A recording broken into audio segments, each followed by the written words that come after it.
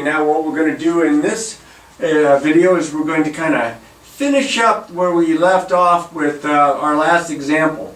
So it was a little bit of a tease back in the first video that we set up the objective function and our constraints, but we never found the feasible region by graphing, and we never found the corner points, and then therefore we were never able to test what would be our approach to minimizing the cost here.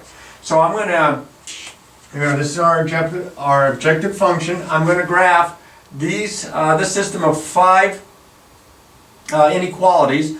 The first 2 inequalities, x greater than or equal to 0, y greater than or equal to 0, puts me in the first quadrant, so I kind of set that up.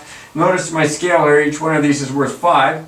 This inequality, you start out by graphing the equation x plus y equals 20, which has x-intercept at 20, 0, and y-intercept at 1, 2, 3, 4, 5 at 0, positive 20. Now I kind of eyeballed this, so it's not going to be perfect, but I think it's good enough for what we need. Notice also the equality here, so that this is going to be a solid line.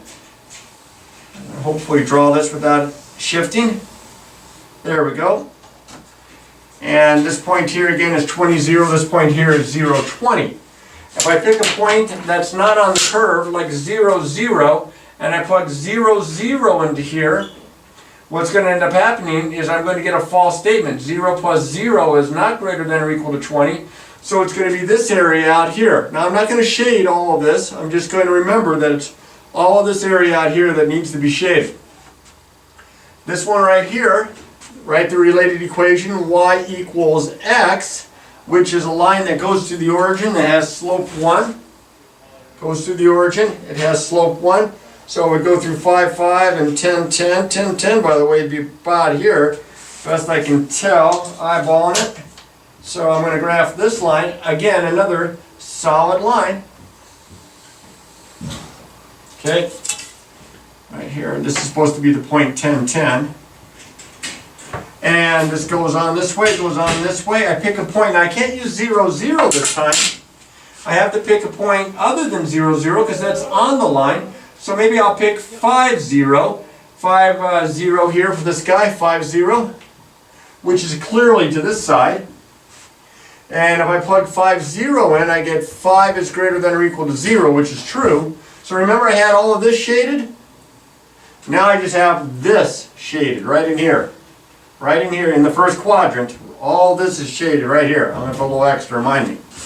One more inequality, x is less than or equal to 24. Well, the equation would be x equals 24, which is a vertical line. Maybe I have not sketched this line far enough. We'll find out here in just a second, because this is 25 out here. So x equals 24 is going to be right about here. We may have to erase this. Vertical line here. Looks vertical. No, I did not make my other line long enough. Shame on me. The advantage of using graph paper is compared to a whiteboard.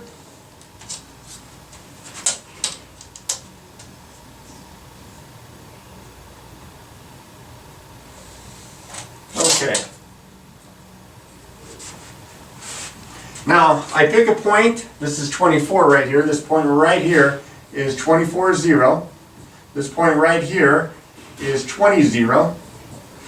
This point, well, we'll get to the rest here in just a second. I pick a point that's not on this line, like 0, 0, and I plug 0, 0 in, and I'm going to get a true statement. I'm going to get 0 is less than or equal to 24. Now remember, I wasn't here. Now I'm on this side. This is my feasible region. Now if it helps you, I was kind of keeping track as I was going, but if it helps you, my suggestion is shade lightly and then erase parts that you don't need after you put your next inequality in.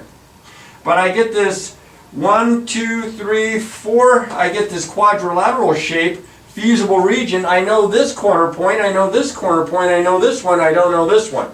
Well, I kind of do, because the x value is 24. The y value, since it's on this line here, y equals x, it would also be 24. So now I know all 4 corner points of my feasible region. I'm going to go back to here. I am going to test z of 10, 10, z of over here 20, 0, z of 24, 0, and z of 24, 24. And I'm going to plug those in, the x and the y values, into my objective function there. And I'm going to determine the values. Now I'm going to also, for convenience sake and for time's sake, I'm going to keep my piece of paper here where I wrote all my solutions. This is going to be 36 times 10 plus 24 times 10. So this is 360 plus 240, I get 600.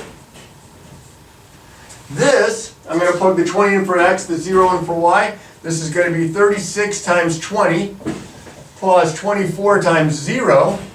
Well, that's 720 plus 0 is 720. Maybe I don't need my slip of paper after all. This one here, I'm going to plug 24 0 in for x and for y.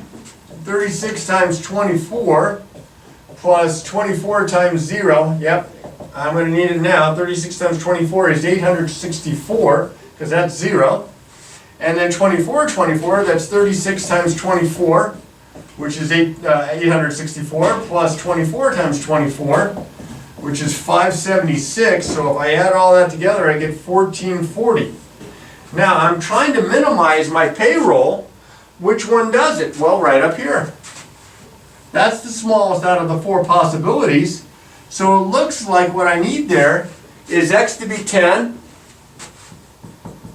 and y to be 10. So now I have to do is just kind of answer the question. A problem like this might say something about how to minimize the cost. So the cost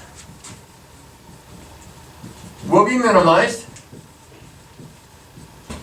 Minimized. Got to spell it right. At, let's see, $600 an hour. Because remember, this was for 1 hour. If the office manager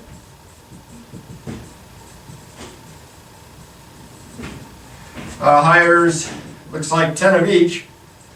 10, remember, x is the number of full-time, y was the number of part-time. 10 full-time employees.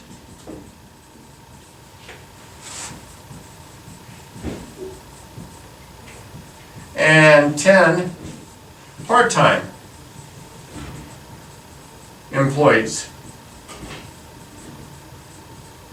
Okay, and it took several steps, but that's one